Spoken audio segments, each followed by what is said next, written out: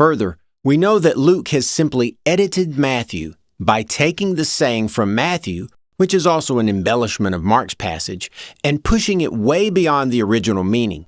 Here is the saying as Matthew penned it, which is still an embellishment of Mark's version.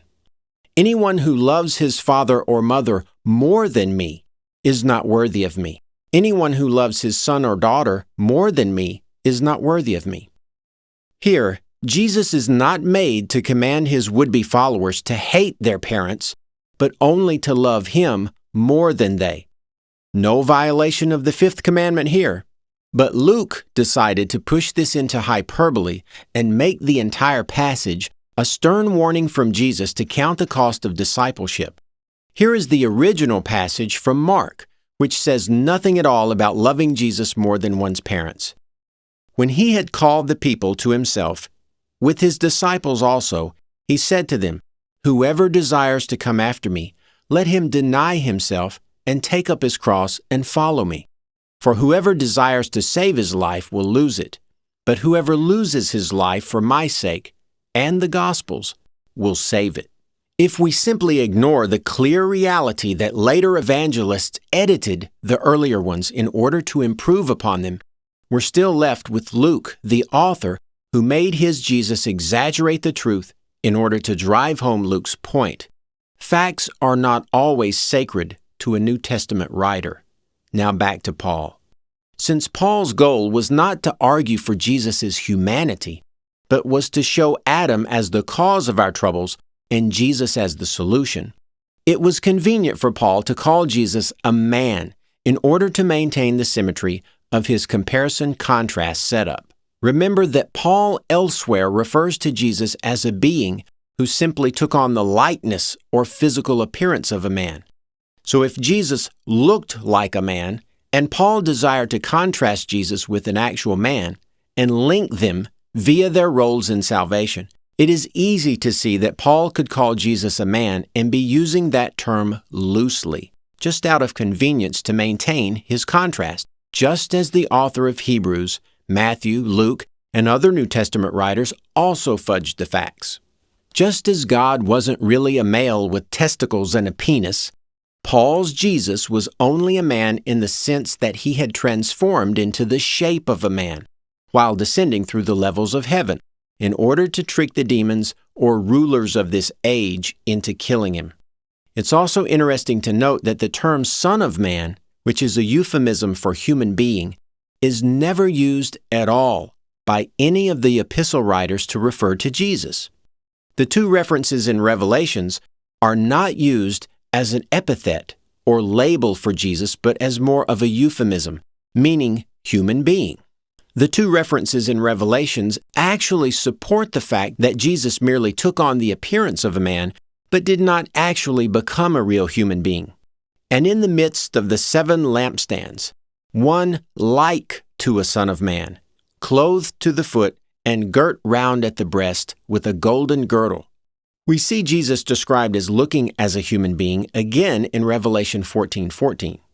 "And I saw, and lo, a white cloud, and upon the cloud one sitting like to a son of man, having upon his head a golden crown, and in his hand a sharp sickle."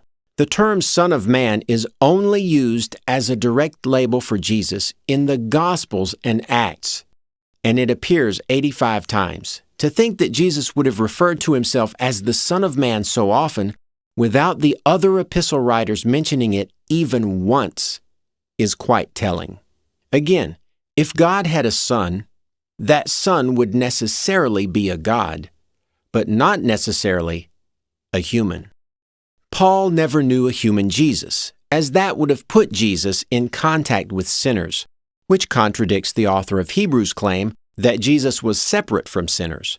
A human Jesus would have made his sacrifice take place on earth, which contradicts the author of Hebrews' claim that Jesus' sacrifice took place in heaven, in a perfect tabernacle not made by human hands.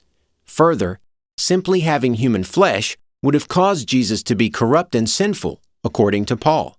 The only answer that makes any sense of all this is that the earliest Christians believed in a heavenly Son of a heavenly God, who, like the Hellenistic savior deities, had performed his sacrificial act in heaven, as we learn from Hebrews chapter 9.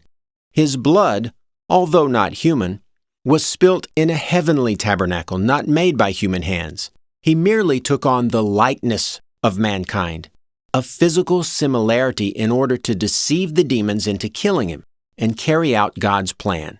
This shapeshifter was not born on earth, but in heaven. This is why Paul and the other epistle writers tell us nothing of Jesus' adventures on earth. They knew of no human Jesus. Their Jesus was a God much like the other Greek and Roman gods, of which the New Testament writers were all familiar.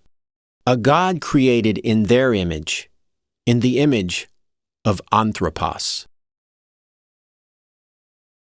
Well, to summarize, it looks like Paul is using Anthropos in a loose way. He's using the term loosely when describing Jesus. And we learn this because we can notice in the two passages where Paul uses Anthropos, Romans 5 and 1 Corinthians 15, he's comparing Adam to Jesus. Nowhere else in the New Testament outside the Gospels and Acts is Jesus referred to as Anthropos. And in these two passages, the common theme here is that Paul is comparing Jesus to Adam. And the Hebrew word Adam meant man.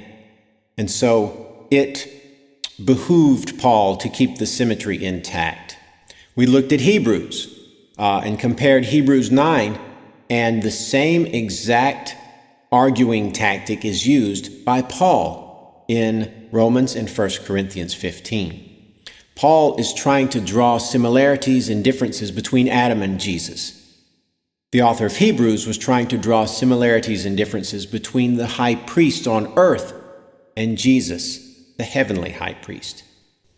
And so, in order to make the argument stronger and keep the parallels intact, Paul referred to Jesus as a man because Jesus did take on the shape or the physical appearance of a man when he descended through the levels of heaven to be killed by the demons in the lowest level of heaven.